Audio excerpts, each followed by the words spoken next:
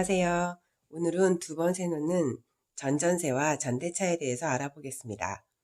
집에 대한 수요는 많은데 공급이 받쳐주지 못하는 경우에 전월세 가격이 상승하게 되는데요.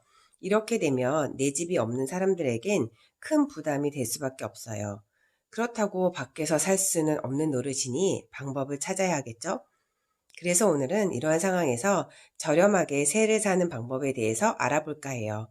그 방법은 바로 전전세와 전대차가 되겠습니다. 임차인이 전세 또는 월세로 다시 세 놓는 것을 말하는데요. 그래서 서로 비슷비슷해 보일 수도 있는데 자세히 들여다보면 둘은 엄연히 달라요. 전전세는 집주인의 동의가 필요할까요? 전세 임차인이 본인의 보증금을 보호하기 위해서 전세권 설정 등기를 해놓는 경우에는 다시 세를 주는 경우에 임대인의 허락이 필요 없어요. 전세권 설정 등기는 전세금을 지급한 전세권자가 본인의 용도에 따라 해당 부동산을 사용할 수 있는 권리를 말하는 거예요. 전세권 설정 등기에 의한 전세권은 임대인이 관여할 수 없는 임차인의 권리이므로 임차인은 전세권이 설정된 주택을 다른 사람에게 얼마든지 빌려줄 수 있는 거예요. 하지만 전전세를 주더라도 지켜야 하는 몇 가지가 있는데 다음과 같습니다.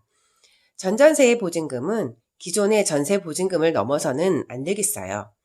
전전세를 준 상태에서 주택에 하자나 사고가 발생하게 되면 기존 임차인이 책임을 져야 합니다. 기존 임차인과 임대인 간의 본 계약이 만료가 되면 전전세 계약도 끝나게 됩니다. 네, 이와 같고요. 전전세로 들어온 임차인이 자신의 보증금을 보장받고자 하면 기존 임차인의 전세금에 다시 전세권 설정 등기를 해야 해요. 그렇게 했을 때 전전세의 효력이 발생할 수 있어요. 전대차는 집주인의 동의가 필요할까요? 전대차는 전세권 설정 등기를 하지 않은 기존 임차인, 전대인에게 다시 세를 얻는 것을 말하는데요. 이럴 때는 반드시 임대인의 허락이 필요해요. 혹시라도 임대인의 허락 없이 세를 얻었다면 이때 새로 들어온 사람은 전차인이라고 하는데요. 임대인은 기존 임차인과의 임대차 계약을 해지하고 새로 들어온 임차인, 전차인에게 나가라고 할 수 있어요. 민법 제629조에 있는데요. 단, 임차인의 전대차가 임대인에 대한 배신적 행위라고 할 수 없는 특별한 사정이 있는 경우에는 임대인은 자신의 동의 없이 전대차가 이루어졌다는 것만을 이유로 임대차 계약을 해지할 수는 없으며 전차인은 전대차 및 그에 따른 사용 수익을 임대인에게 주장할 수 있어요. 대법원 2016년 6월 10일에 있었던 판례인데요. 또한 임차인은 임대인의 동의를 얻지 않고 그 주택의 일부를 다른 사람에게 사용하게 할 수 있으며 이 경우도 임대인은 계약을 해지할 수 없어요. 민법 제632조에 있습니다. 임대차의 종류는 기존 전셋집을 다시 전세로 얻는 경우, 기존 전셋집을 월세로 얻는 경우, 기존 월세집을 월세로 얻는 경우 등이 있는데요. 그 어떤 경우라도 전대차를 할 때는 임대인에게 동의를 받은 후에 해야 해요. 그리고 이것도 계약이기 때문에 주변의 시세, 보증금이나 월세를 알아보고 하는 게 확실하겠죠. 그리고 하우스메이트라고 있는데요. 하우스메이트란 보증금이 아예 없거나 있더라도 아주 적은 보증금을 내고 해당 주택의 방 하나만 세를 얻는 것을 말해요.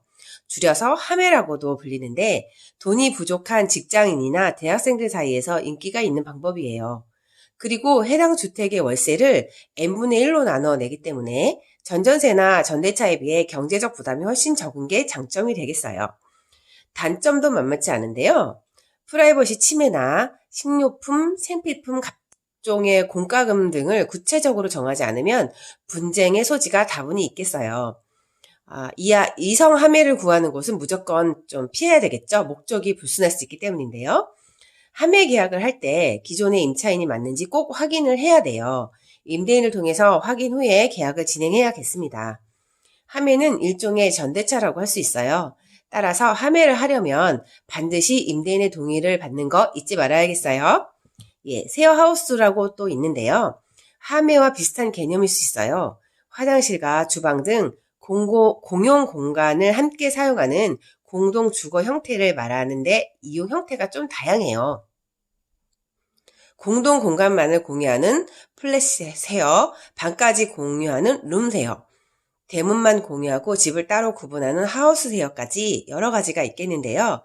쉐어 하우스는 서로 다른 사람이 함께 거주하는 형태이다 보니 여러 습관이나 문화적인 차이로 인해 갈등이 생길 수 있겠고, 국내에 있는 쉐어하우스는 대부분 임대인이 직접 운영하기보다는 기존 임차인이 자신이 임차한 집을 다시 세놓는 전대차 형태이므로 법의 보호를 받기 힘들 수 있으니 주의가 필요하겠어요. 이 쉐어하우스도 판매와 마찬가지로 계약 전에 임대인의 동의를 받는 것은 꼭 해야 되겠고요.